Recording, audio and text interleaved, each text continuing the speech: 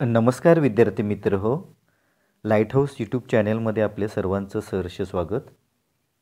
आजच्या व्हिडिओमध्ये आपण द ट्विन्स ही अतिशय इंटरेस्टिंग विनोदी पद्धतीनं लिहिली गेलेली, हाताळलेली आणि ज्या कवितेचा शेवट थोडासा अनपेक्षित आहे, अतिशयोक्ती पद्धतीनं केला गेलेला आहे, अशी एक सुंदर कविता जी हेनरी सॅम्ब्रुक ली यांनी लिहिलेली आहे आणि ज्या कवितेचा आपण आस्वाद घेणार आहोत, जी कविता आपणाला मनापासून अगदी इंटरेस्ट घेऊन पुन्हा पुन्हा वाचावीशी वाटेल अशी ही कविता.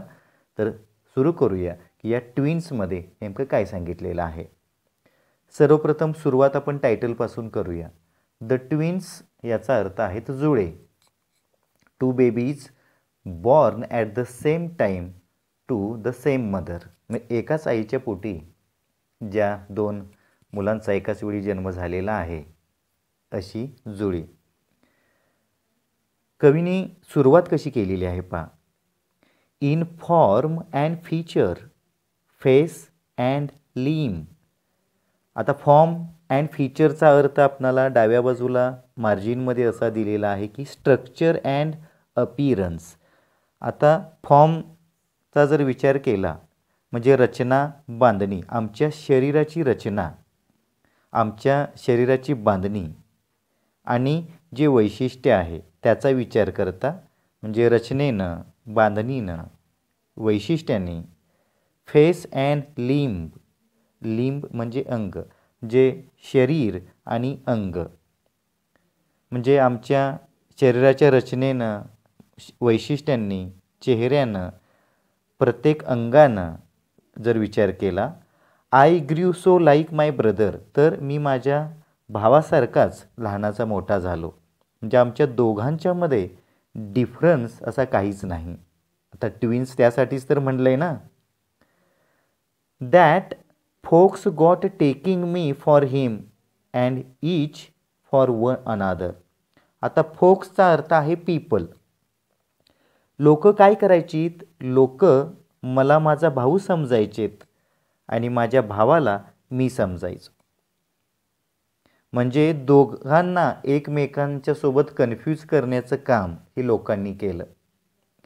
म्हणजे एच्या ठिकाणी बी समजणं आणि बीच्या ठिकाणी ए समजणं या गोष्टी होत गेल्या. आता पुढच्या स्टांजामध्ये असं त्यांनी म्हटलेलं आहे. It puzzled all our kith and kin. Kith and कीनचा अर्थ आहे रिलेटिव्स, जे सर्व जे नातेवाईक आहेत. आमच्या या एकसारखेपणामुळं सर्व नातेवाईक गोंधळून जायचे, त्यांचा गोंधळ उडायचा, ते कन्फ्यूज व्हायचे. It reached a fearful pitch. आता फिअरफुल याचा अर्थ भयावह, भयंकर काहीतरी, आणि पिचचा अर्थ आहे इथं लिमिट दिलेला आहे, हाईट दिलेला आहे, म्हणजे मर्यादा, उंची. एखादी गोष्ट कळसाला पोहोचणे, जसं मराठीमध्ये आपण म्हणतो. म्हणजे नातेवाईकांची त्रेधा तिरपट उडायचीच, त्यांचा गोंधळ उडायचाच, कन्फ्यूज व्हायचेच. पण ही गोष्ट काय झाली, खूप कळसाला गेली, अगदी मर्यादा गाठली आहे, अतिशय शेवटच्या टोकाला गेलेली आहे. For one of us was born a twin, yet not a soul knew which. SOUL, soul जे आहे त्याला नॉट अ सिंगल पर्सन, म्हणजे कोणीही व्यक्ती नाही या अर्थ घ्यायचा आहे. नॉट अ सोल याचा अर्थ आमच्या दोघांच्यापैकी एक जो आहे तो जुळा होता. म्हणजे पहिल्याचा जन्म झाला आणि जन्म झाल्यानंतर लगेच 2 नंबरला त्याचा जन्म झाला, त्याला जुळा म्हटलं जातं की पहिला ओरिजिनल आहे आणि दुसरा जुळा आहे. मग आता अशी एकही व्यक्ती नव्हती की जिला माहीत आहे की बाबा पहिला कोण आहे आणि दुसरा कोण आहे. कुणालाही माहीत नव्हतं की बाबा याला 2 नंबरचा कोण आहे, ट्विन कोण आहे, पहिल्या नंबरला कोण जन्मलेला आहे. त्यामुळे सर्वांचा गोंधळ उडायचा. आता पहिल्या स्टांजामध्ये असं म्हटले की रचनेनं, वैशिष्ट्यांनी, चेहऱ्यांनी, अंगानं जर विचार केला, मी माझ्या भावासारखाच लहानाचा मोठा झालो. लोक मला माझा भाऊ समजायचे आणि माझ्या भावाला मी समजायचे. दोघांच्यामध्ये कन्फ्यूज होऊन जायचे, नातेवाईकसुद्धा गोंधळून जायचे आणि इतकी ही आमच्यामधला साधर्म्यपणा जो आहे, सारखेपणा जो आहे, तो अतिशय कळसाला पोहोचलेला होता, की आता एक देखील व्यक्ती अशी नव्हती, की जी व्यक्ती सांगू शकेल, की हा आहे आणि हा आहे. म्हणजे हेनरी हेनरी आहे आणि जॉन आहे. दोघांची नावं जी आहेत, कवीचं नाव हेनरी आहे. त्यामुळं नेमकं हेनरी कोण आहे आणि जॉन कोण आहे हे कोणालाच सांगता येत नव्हतं. आता म्हणजे परिस्थिती तुम्हाला थोडीशी विनोदी वाटेल, पण गांभीर्य हे देखील तितकंच आहे. One day to make the matter worse, एके दिवशी काय झालं, आता हा मॅटर जो होता, ही परिस्थिती होती, ती आणखीच वाईट झाली. काय झालं बघा, प्रसंग किती मजेशीर आहे आणि लक्षात राहण्यासारखं आहे. Before our names were fixed, आमची नावं अजून फिक्स झालेली नव्हती आणि नामकरण विधी जवळ आलेला होता. पण त्याच्यापूर्वीच as we were being washed by नर्सला आपण परिचारिका म्हणतो, दाई म्हणतो. आमचं नामकरण होण्यापूर्वीच आम्हाला नर्सकडून काय अंघोळ घातली जात होती. वी गॉट कम्प्लिटली मिक्स्ड, आणि त्याच वेळेला आम्ही काय झालो, मिक्स झालो. म्हणजे नर्सला कदाचित लक्षात पण आलं नसेल की पहिल्यांदा आपण कुणाला अंघोळ घातली, नंतर कुणाला घातलेली आहे. अँड दस, आणि अशा पद्धतीनं you see, by fate's decree, by fate म्हणजे नशीब, भाग्य, आणि डिक्री म्हणजे हुकूम आपण घेऊ शकतो, फरमान घेऊ शकतो, निवाडा घेऊ शकतो. म्हणजे नशिबाच्या हुकुमानं म्हणा, नशिबाच्या फरमानानं म्हणा, नशिबाच्या निवाड्यानं म्हणा, किंवा रादर नर्स व्हीम, किंवा जी परिचारिका होती, दाई होती, तिच्या लहरीनं म्हणा. माय ब्रदर जॉन गॉट ख्रिश्चन्ड मी, म्हणजे माझा जो भाऊ आहे जॉन, त्याला माझं नामकरण करण्यात आलं. अँड आय गॉट ख्रिश्चन्ड हिम, आणि मला त्याचं नाव देण्यात आलं. म्हणजे माझं नाव जॉन होतं, पण ते माझ्या भावाला मिळालं, आणि भावाचं नाव हेनरी होतं, ते मला मिळालं. त्यामुळं जॉनचं नाव मला आणि माझं नाव जॉनला, असा काहीसा वेगळा, उलटा आणि मजेशीर, गोंधळात टाकणारा नामकरण विधी या नर्समुळे असेल किंवा नशिबाचा निवाडा असेल, त्यामुळं हा नामकरण विधी पार पडला. एवढ्यावरतीच थांबलं नाही. कवी पुढे म्हणतात, this fatal likeness even dogged my footsteps when at school. फेटलचा अर्थ आहे प्राणघातक, जीवघेणा किंवा हानिकारक, आणि लाईकनेस म्हणजे रिझेम्बलन्स, सिमिलॅरिटी, आणि आमचा जो सारखेपणा आहे त्याला प्राणघातक सारखेपणा, हानिकारक, जीवघेणा सारखेपणा असं म्हटलेलं आहे. आणि तो काय झाला, इवन डॉग्ड म्हणजे पाठलाग करणे, पिच्छा पुरवणे. मग या प्राणघातक सारखेपणानं माझा पिच्छा पुरवला. माय फूटस्टेप्स असं म्हटलेलं आहे. फूटस्टेप म्हणजे पावले, म्हणजे माझ्या पावलावर पावलं ठेवत हा प्राणघातकपणा, सारखेपणा जो आहे तो माझ्या पाठोपाठच येत होता. व्हेन ॲट स्कूल, शाळेमध्ये गेलं तरी त्यांनी माझी पाठ सोडलेली नव्हती. And I was always getting flogged. आता फ्लॉगचा अर्थ आहे मार खाणे. मी नेहमी मार खायचो, मला नेहमी फटके बसायचे.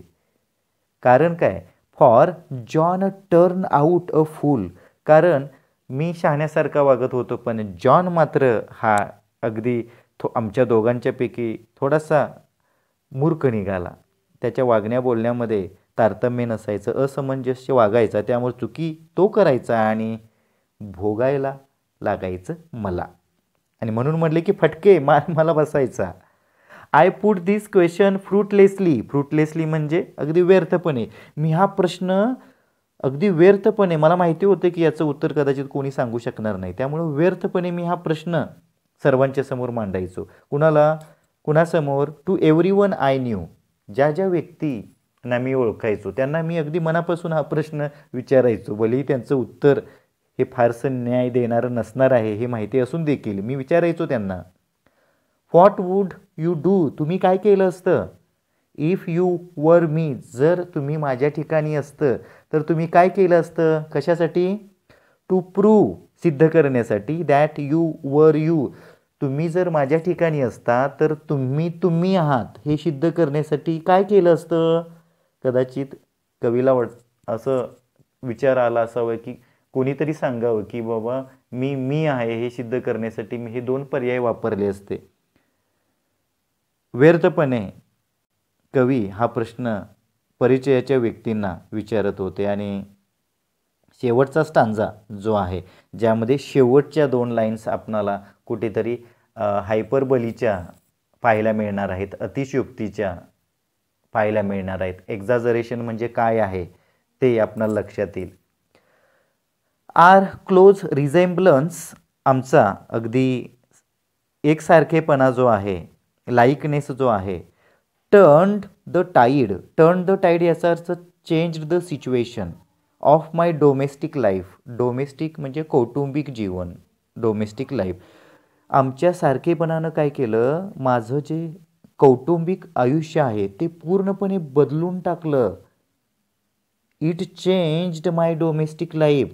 खळबळ माजली असणार आहे, कारण प्रत्येकाला भीती की कोणत्या वेळी काय होईल. आणि अशीच एक गोष्ट ही हे दोघे भाऊ मोठे झाल्यानंतर घडली विवाहाच्या प्रसंगी. पहा, फॉर समहाऊ कदाचित तुम्ही गेस केला असेल, माय इंटेंडेड ब्राईड माझी जी होणारी पत्नी होती, माझी जी होणारी वधू होती, बिकेम माय ब्रदर्स वाईफ. आता तुम्ही म्हणणार आता हसायचं की रडायचं? माझी होणारी पत्नी जी होती ती माझ्या भावाची पत्नी झाली. म्हणजे जी व्यक्ती पत्नी म्हणून येणार होती तीच व्यक्ती घरामध्ये वहिनी म्हणून आली. आता याच्यापेक्षा मोठा तोटा आणखी काय असेल? In fact year after year, वर्षानुवर्ष, the same absurd mistakes went on. आता ॲब्सर्डचा अर्थ आहे असमंजस, हास्यास्पद किंवा अतार्किक, ज्यामध्ये कोणताही तार्किकपणा नाही. आणि मिस्टेक्स म्हणजे चुका. मग वर्षानुवर्ष अशा असमंजस, हास्यास्पद, अतार्किक अशा मिस्टेक्स होतच गेल्या, चालूच राहिल्या. आणि शेवटचा कळस काय झालं?